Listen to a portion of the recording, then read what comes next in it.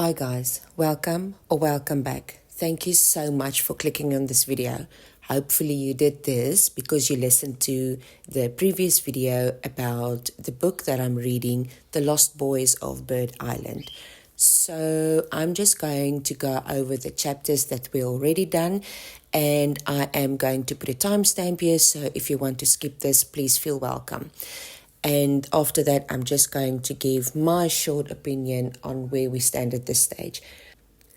So the first chapter is about the call. So this detective received a call from his brigadier directly, and we don't know why he was chosen. So that's something in the back of my mind. So he went to his brigadier, he received a piece of paper with a phone number on, and the brigadier told him, phone this person, they've got a story. So he was quite annoyed about it, but he phoned this person in any way. So a lady answered, he asked the lady she should come in along with her son and then talk about the allegations that they have. Then in chapter 3, they jump to what happened to him the night before. I still don't know why. Is it to give us a little bit of a character build? But he obviously went out the previous night, and then he got into some drinking and some fighting, and he didn't want his brigadier to find out about it, still smelling like alcohol the next morning. And then you get to chapter 4, where the book really starts and where you really get to get that pit of your stomach feeling, and the detective removes the boy's mother from I can't call it an interrogation room, but where he was questioned, and then the boy started to open up. So I still feel like that was a risky move for him to do, because what happened to the boy, and I'll talk to that now. So the boy was completely alone with this male, and what happened to the boy was his brother, a few other guys, and himself was, let's just say, things happened to them. Adult males did some things to them that they weren't supposed to do, and they paid the boys to do that. So that's why I say I think, geez, it was a real risky move, because he is an adult male, and now this boy has to talk about everything. But I think even worse is telling everything in front of his mother. I think it's real embarrassing. Okay, so this boy's brother is currently in hospital, and then at the end of chapter 4, this detective said he's going to go to the hospital to try and find out, to try and see if we could meet this boy. So now for me, the reason why we are reading this book is to get into the truth of what happened, because this book was taken off shelf and there was claims that it is untrue.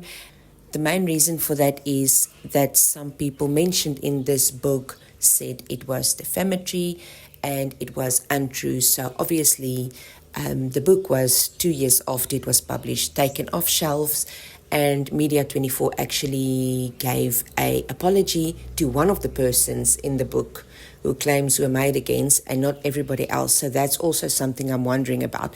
So we don't know till this day. There's not a lot of investigation into this claims. We don't know if there's any truth to it. So for me, if someone like this detective he put his job on the line, he put his life on the line, and just to tell a lie. I don't think everything is a lie. Maybe some of the things are fabricated, we'll never know, but there should be some truth in this book, and this is why we're reading it, and then to try and figure out for ourselves, and then to tell the story. So my first question is, obviously the brigadier could have been questioned. And would he tell the truth? Would he say, yes, I did hand him this piece of paper with a number on?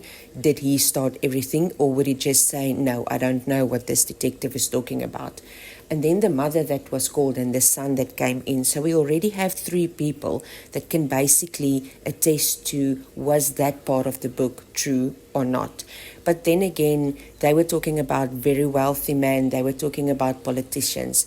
So you can think that intimidation and money can play a big role in keeping people silent. I have also decided to move the books that I'm reading over to my other channel, the audiobook archive, but I will link that in the description below. So what I'll do is I will put a little teaser up on this channel, and then you guys will know to go over to that channel. So all the books that I'm reading for investigation into a video that I'm going to make will be there on that channel, and also other books that I read. So also make sure, if that's something you're interested in, go over there and subscribe so you'll be notified there of any new uploads.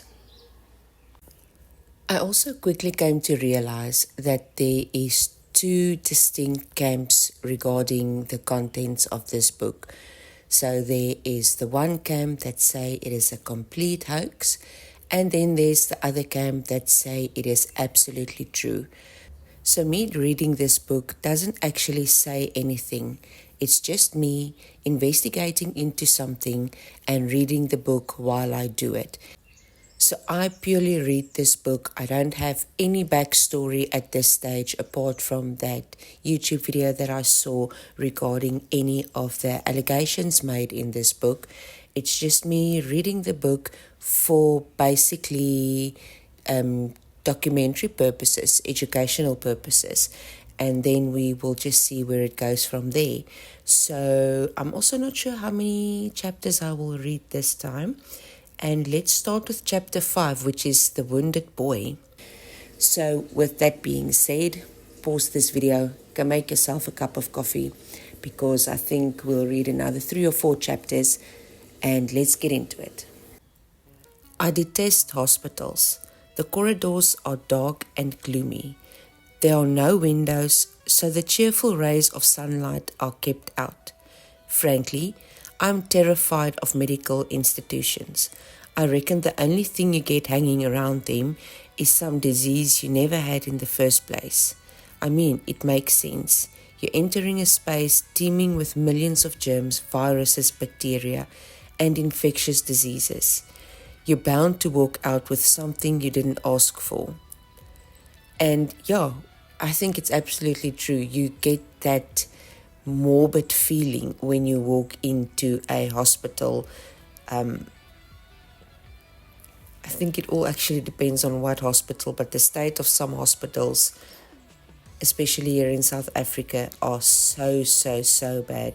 So I understand the feeling. 2 weeks later, next thing you know, you've come down with some flesh-eating bug and you go in again. It's a vicious circle. It's best not to darken those portals in the first place. I reckon it's a sneaky type of hospital insurance policy. No one that insures you have patients all year round. The trauma wing is less bleak. This ward is fitted with a sliding glass door leading into a small patio drenched in glamorous sunshine. It isn't difficult to find my person of interest. He's the only patient in the ward, not a nurse in sight, just the way I like it. Okay, so here we have then person number 3, that if anything in this book can be proven or debunked, we already at chapter 5 have 4 people. 4 people who the investigators should have spoken with while investigating if there's some truth into this book or not. The boy appears to be heavily sedated or in a deep sleep. I check the clipboard hanging off the iron railing of the bed. The name of the admission sheet confirms this is who I am looking for. I quickly scan the information sheet. It's Greek to me, and much of it is an indecipherable scroll that would make sense only to the writer. Have you ever done that? Written something yourself in such a hurry that you can't even read your own handwriting? I wonder how the doctors get to read their own handwriting, and then the nurses get to read the doctor's handwriting. I think it's a special skill you learn. It's happened to me that I can't read my own handwriting. The particular doctor who penned this patient's record has done his profession proud. I do, however, manage to pick out a few terms like rectum and hemorrhage. I am alarmed by what I think I have read, but I need to find out what happened to the boy himself. He's asleep now, and I'm reluctant to wake him. My finger is throbbing. I figure that since I'm in a hospital, I might as well seek medical attention. On my walk back to Casualty, I no longer notice the gloomy passages. I'm too busy thinking about the boy in the ward. A nurse trusses up my finger, telling me it's broken and that I should try to avoid using it. Action and reaction. I suppose no good deed goes unpunished. Back in the trauma ward, I find the patient awake and eating lunch. It's already 12:30. He's sitting upright, his back supported by 2 pillows. There is a nurse in attendance, straightening already straightened beds. I suppose she has to keep busy. It turns out I know this nurse, intimately in fact. Susie looks up, recognizes me, and then drops her head in effort to conceal a delightful cherry red blush that spreads across her neck and face. She doesn't ask why I'm here. She already knows. The boy, visibly tense when he noticed me, the knife and fork firmly clenched in his hands. The utensils seemed to provide him with a sense of security. Or maybe Susie's presence helped him feel less apprehensive about my sudden appearance. But he's clearly not expecting a visitor. He has stopped chewing and his jaw is visibly tense. So, as we go, we'll get to know more characters. And the question just keeps running in my mind. Were these people questioned? Were these people questioned? I mean, obviously, the book was taken off the shelves for a reason, so there was an investigation. But like we know, with corrupt people out there, that there might just be a cover-up. And that's the thing, I think, with this book, is that there's actually no way to truly debunk it or to say it's truly the truth. There's always going to be people in the other camp. And I think that's the why people are so drawn to this book. It's because it's so mysterious. Hi, I'm Detective Sergeant Max. Your brother has spoken to me. He's told me everything. Do you understand? He stares at me. I'm trying not to look like I'm lying. I mean, I don't exactly know what happened. These things take time to uncover, but the boy says nothing. Listen, I tell him, I can only help you if you tell me what happened. I don't know what you are talking about. The people who hurt you, I need to know who they are. He's on the complete defense now. I've got nothing to say to you, he says. I decide to push him. I'm not sure that I believe you, son. The doctors say that you're bleeding from your arse and they're having difficulty stopping the flow of blood. I lean over and fetch the clipboard. It says so right here. Look, the boy looks alarmed. He's at a loss for words. He stammers. He's rattled, poor boy, but I have to push home the advantage. And your brother has laid a complaint with the police, I tell him, so I have to investigate. This is all bullshit, of course, but I hope it will open him up. But he's not budging. I don't want to talk about it, he says. I decide to hold off. I'll come back later and try a different approach when I think of one. Okay, son, I'm only doing my job. The boy flops back into the pillows and closes his eyes as I leave. He's obviously terrified. He knows stuff he shouldn't, I think to myself. And my hunch is the fact that he doesn't want to give up the names of the predators point to them having some status or standing in these parts. And that's something we came to learn over the past few years, is that we always thought a predator is someone snatching a kid off a bike, riding alone, grabbing a child from the shopping center. We never thought of the predators as someone in your own home, someone next door, a family member. We especially never thought that predators are people like lawyers, they are people like doctors, they are people in high-ranking positions. And we now, especially with the Epstein file, there are people out there abusing their power. Now, again, I will keep reiterating this. I don't know anything about the story. This is me basically going in blind. So I just give my commentary as we go. And like I said, I will use this as part of my investigation. This is basically just a starting point. Okay, so back to the book. On my way out, I stopped by the nurse's station. Susie's there. Her cheeks have turned to normal color. What's up with the lad, Susie? It's bad, Max. He won't talk. The medical report says he's been sexually assaulted. Looks like a foreign object was forced up him. My God. Anything else? Well, he's HIV negative. Thank goodness.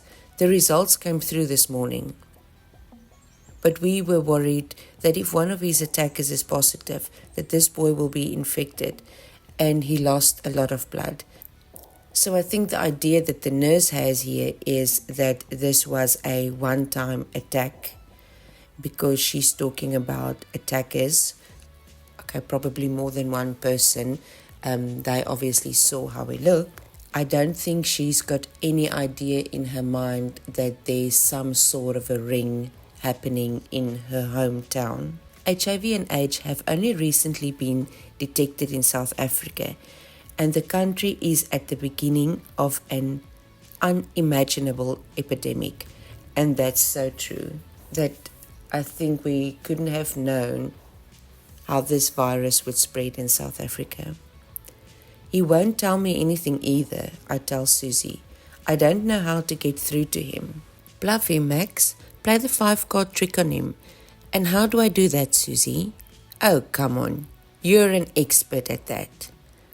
I go back to the patient. The boy opens an eye, then closes it again.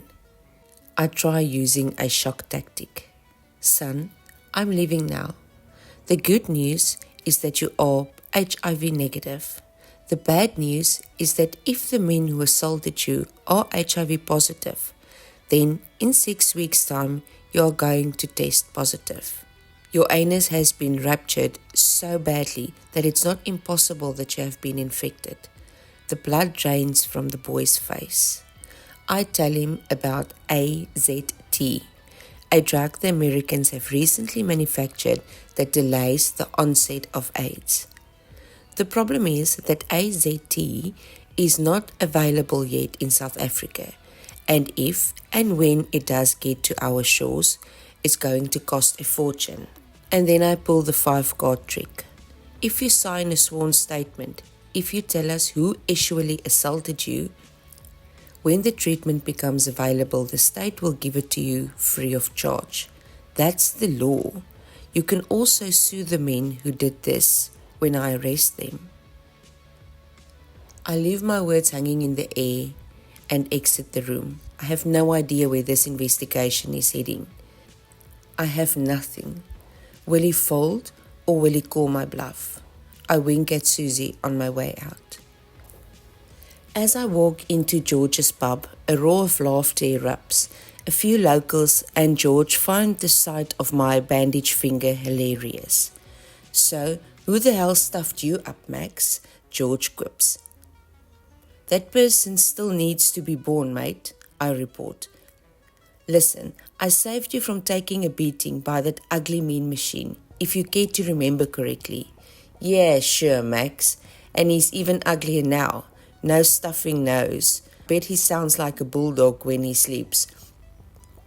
And that's typical men talking like that. George fancies himself a bit of a comedian. More laughter echoes throughout the bar. Everyone in a good mood now. I decide to stop thinking about the boy and join the fun. Bernie emerges from George's office and stares at my finger. I always find that difficult, how people like nurses, detectives, psychologists, seeing and listening to the worst stories ever. There must be something they also get taught, how you can just shut down. And I really don't think, especially in the beginning of your career, that it's an easy thing to do, especially if you're working on a case that's very disturbing. Broken, is it, Max? I told you so last night. You never closed an eye. And I'm sure you never closed a leg, Bernie. George wisecracks. More laughter, even from me. Oh, piss off, George, Bernie resorts. I settle into a double J&B whiskey, laced with plenty of ice and filled to the rim with soda water. That's how I like it. I scratch around in my jacket pocket and remove a container of pills they gave me at the hospital. The labels suggest, do not mix with alcohol, so I shove the pills back into my pocket. I'm well into my second whiskey when something suddenly dawns on me. The Brigadier and the feedback he expected from me this afternoon. The realization sobers me up instantly, like a blow to the solar plexus. Panicked, I checked my watch. I'm relieved to see it's only 1:30 in the afternoon. I'm still on schedule. I motioned to George that I need to use the phone in his office. I dial the switchboard of the office and the operator puts me through to the Brigadier. But the phone just rings and rings. He must be out for lunch. Oh well, back to the bar. Okay, so just yesterday at about, he mentioned the time 3:30. He was already at the bar. Now it's 1:30 and he's already at the bar. So does this man not have any fixed hours? And did he really do just this one thing for the day? Just this one thing. On my third whiskey, when Bernie suddenly yells that there's a call for me in George's office. Is it the Brig calling back? I pick up the phone. It's Susie, the nurse. Max, he wants to talk to you, she says. My tension instantly eases. The boy has folded. I'm going to get the story, and I sense that it's going to be a big one. A very big one.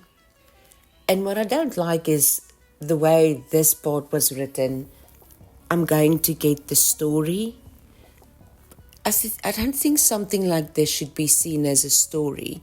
And I know it's just a way of speech for some people, but something like this happening to someone, it's not a story and it shouldn't be seen as one. Okay, that's it for chapter 5. I think we'll just move right on to chapter 6. I see it's a very, very small chapter. So chapter 6, running out of time. I'll tell you, but I'm scared, the boy says to me when I walk into the hospital room. Okay, I just want to know, when did he go back to the hospital? That same time after he had 3 whiskeys? Did he go to the boy the next day? Did he actually report back to the Brigadier? That's what I would like to know. He leans back onto the pillows and sighs. He's struggling to talk, but the story gradually comes out, piece by piece. When he stops talking, I switch off my recorder.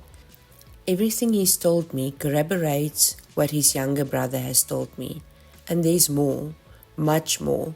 Okay, so that's a good thing, because him and his brother probably didn't see each other yet, and the story matches. This is serious stuff. Men picking up and abusing children in the most appalling fashion. I thank him for being brave and hand him a form to sign, stating that he has made the statement of his own free will. This testimony itself will be typed up later. He signs it because he knows now he will be entitled to get treatment for free should he test HIV positive. And that's another part that I don't like. So you didn't say if you went there immediately, so then you were still under the influence of alcohol. And then you have this boy. Yes, the story matches, and that's a good thing, because now you know there's definitely some truth to this story. But the reason he signs is because he knows that he will get the free treatment. So then you have to start to wonder, is the full story the truth, or is there just some truth to the story? I sense a feeling of relief on his part and leave him to rest. On my way out, I pass Susie at the nurse's station. Hey Max, I need to discuss something with you, she calls out. Not right now, darling. I really need to register this case urgently. I'm running out of time. As an afterthought, I add, you can ask them to test for rifonol. I hope I say this word right. The boy was more than likely slipped a tranquilizer. I dash off to the local cop shop, driving like a lunatic. At the charge office, I register a skeleton case docket under Act 41 of 1971, Section 16. Actual offences committed against minors, boy under the age of 19. That is statutory. I didn't want this investigation. The powers that be threw it at me. This is not my field of expertise. I'm a narcotics agent, but stuff them all now. No one is going to take this case off me. It's mine. I want to find the men who did this. I have to find the men who did this. Okay, so the brigadier probably gave you this just to give you something to do, because if you didn't question that boy, he probably would have been in the bar very earlier than he was that day. I phone the hospital from the charge office and get put through to Susie's office. She picks up and I give her the police reference number of the case docket. I look up at the wall clock. Shit, it's 5 o'clock. The brigadier is going to blast me. I haven't reported back to him yet. Okay, so now we have the time. And I am going to check the timeline here. I don't really like what I see. At 1:30, he is on his second whiskey. There's time for a third. Then he gets the call. Then, being intoxicated, I suppose over the limit, he's driving to the hospital, questioning the boy, and then already having the boy sign. So I don't like that at all. I'll just go back to saying that the story matches, and that's good. But the way this was handled, I just don't like it at all. Then at 5 o'clock, back at the office, already having opened the case, and then only afterwards see that it's 5. Geez, there's very little time where he did so much. So this I don't really like, but let's see when we go further. That's also how far we will take it for today. Thank you so much for listening. And then please give your thought. In what camp are you, and what is your opinion about this? How do you feel about this book resurfacing every now and again, and probably on either side opening up some scars? I think it's definitely not an easy thing, whether the book has some truth to it or whether it's a complete hoax. I just think we haven't mentioned any names, and I think I'm going to bleep that out. Just the names being out there on either side, it's just terrible for these people. If you like me reading this book, hit the like button. That way I will know. I will share some of my other investigations that I do, the books that I read. I can also share that with you guys. Then check if you are subscribed. If not, it's completely free. Hit that subscribe button. It means so much to me and this channel, me trying to grow awareness through this channel. Okay, until next time. Bye.